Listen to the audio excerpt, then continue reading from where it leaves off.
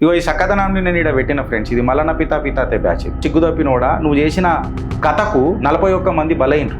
నేను ఈ విజయ్ చెప్తున్నా. ఈ సిగ్గుదప్పిన ఆత్మాభిమానం లేని ఆత్మ రాజకీయాల కోసం వస్తున్న ఈ సిగ్గుదప్పిన చరిత్ర ఈయనను చూసి నేర్చుకోవాల్సింది చాలా ఉంది. కరూరులో ర్యాలీ జరిగింది. మనోడు దగ్గర అర్ధగంట లేట్ వచ్చింది. అర్ధగంట లేట్ వచ్చినందుకు పెద్ద ఫ్యాన్ బేస్ ఆడ స్టార్ట్ అయింది, హల్చల్ అయిపోయింది, కియాస్క్ అయిపోయింది. సుమారు దగ్గర 41 మంది స్టాంపీడ్కి బలైనరు. అయితే ఇప్పుడు సిగ్గుదప్పినోడి నేను ఏమడుగుతున్నానంటే, నువ్వు సాధించింది ఏం రాబోయే అని అంటే క్రౌడ్, పెద్ద ఓవర్ క్రౌడింగ్ చేసినావు, పూర్ గ్రౌండ్ మేనేజ్మెంట్ చేసినావు, నీ ఫ్యాన్లు ఇన్స్ట్రక్షన్స్, పోలీస్ చెప్పిన ఇన్స్ట్రక్షన్స్ ఫాలో కాలే.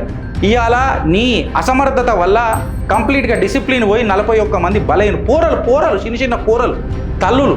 ఏం సాధించినవు రాను అని అంటే నీ మల్లన్న పితాతే పిత్తులు తప్ప ఇంకా ఏం సాధించలే నీ జిందగీ. అరే నాయకుడు అనేటోడు నిజంగా చెప్పాలనంటే రెస్పెక్ట్ని తన కార్యకర్తల దగ్గర నుంచి కోరుకోవాలి.